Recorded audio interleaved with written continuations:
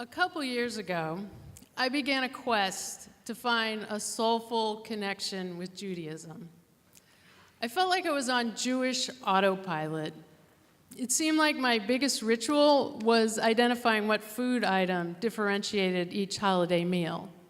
Apples and honey at Rosh Hashanah, matzo ball soup at Passover, yummy latkes at Hanukkah. Then a conversation with my daughters, Rebecca and Leah, woke me up. They're in their 20s, and we were talking about the real possibility that they may not marry someone Jewish. We all agree love comes first. And then I say, you're gonna raise your kids Jewish anyways, right? Right? Silence. Finally, Rebecca says, debatable. And Leah says, religion isn't relevant.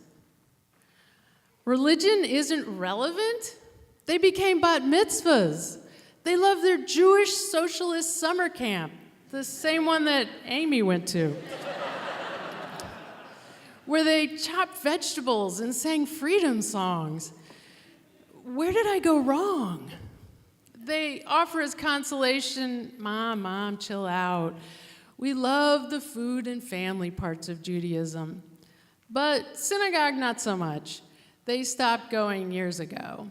So I wonder, are a couple meals a year enough to keep Judaism alive in my family?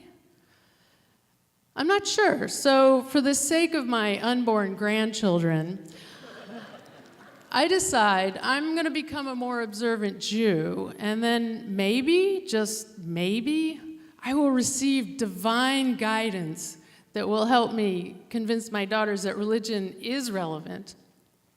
I take that normal first step. I go shopping for a synagogue with my husband. Our old shul felt too old school. We discover guitar-playing rabbis, dancing Torahs.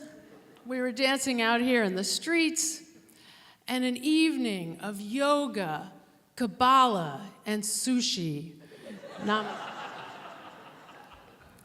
It's like a new kind of date night for us. But after several months, the novelty wears off, and we drift back into our old kind of date night of drinking wine and falling asleep in front of the TV. But I am no quitter. So I devise a new plan of connecting with the eternal source of answers. I'm going to pray in my living room every morning for 40 days. Why 40? Well, during my praying research, I was reading a book called Jewish with Feeling, and in it said in 18th century Poland, Rabbi Eli Melech of Lishensk said,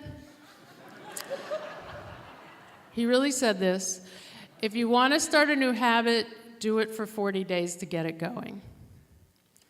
I announced my praying plan to my daughters.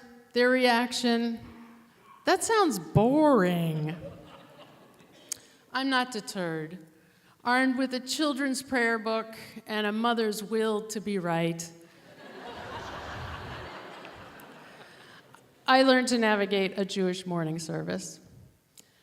Morning prayers appeal to me because they're filled with gratitude, and I could stand to be more grateful. Even though I live a comfortable suburban life, sometimes I wake up and I'm grumpy. And then sometimes grumpy takes a dark, sad road into weepy. Anyways, day one, I'm ready to get started. I pull out my children's prayer book. It's the Red Cedar Reinu my kids used in Hebrew school. I open it up, and I start with Modeh Ani, a prayer where you express gratitude that you woke up, you find that everything is basically working, and you have the gift of a new day. I go on to praise the Almighty for the earth, sight, and insight, strength to the weary, and that crusty junk that you wipe out of your eyes in the morning. All of this praising the Lord feels awkward, but the more I practice, the more the discomfort wears off. A few days in, I'm pretty proud of my praying progress. So I call each of my daughters and I say, I'm pretty proud of my praying progress. They both have the same reaction.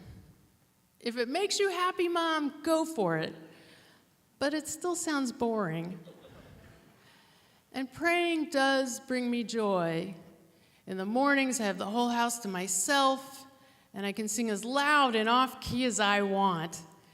And animated praising makes me think of waterfalls in Oregon, and the Grand Canyon, and kisses from my daughters when they were little, and they would still listen to me. In just a week, Grumpy and Weepy have left my morning routine, and out of respect to the magical divine, I put on a bra and stop praying in my pajamas.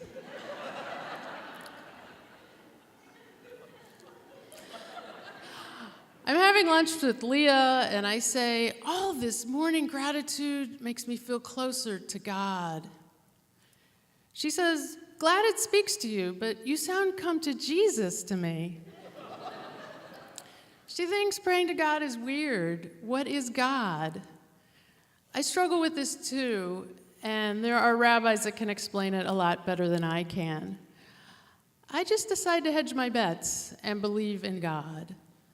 Not in an old man with a beard kind of way, but in an unseen force greater than us way. Because as I look toward the second half of my life, I know Grumpy and Weepy are not gone for good. And I want to find comfort in praying to God.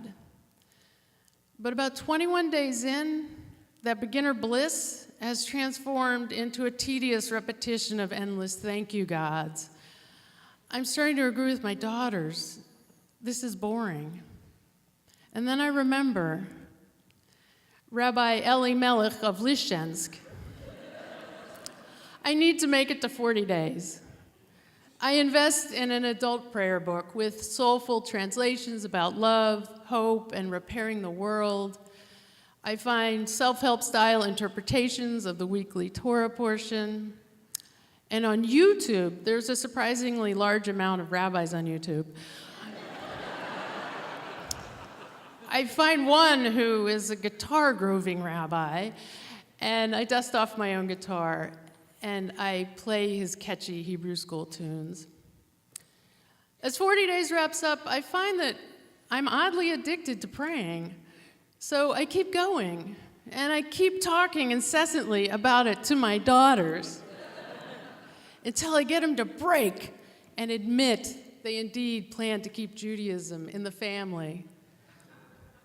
But they have 3 stipulations.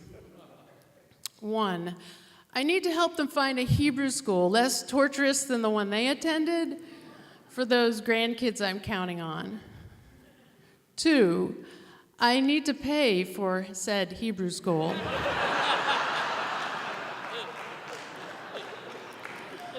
And 3, I just need to stop talking constantly about the praying. Deal. My husband and I go shopping for a synagogue again. We find one we like. We now go once a month instead of once a year. And I find a great deal of comfort in praying in community, and I still pray in the mornings pretty regularly. And in closing, I just want to thank God. I didn't think that would be funny. Because not only did I win the argument with my daughters, who are sitting right over there, but I just got to talk about the merits of praying with you in this beautiful Broadway of synagogues. Pretty cool. Thank you.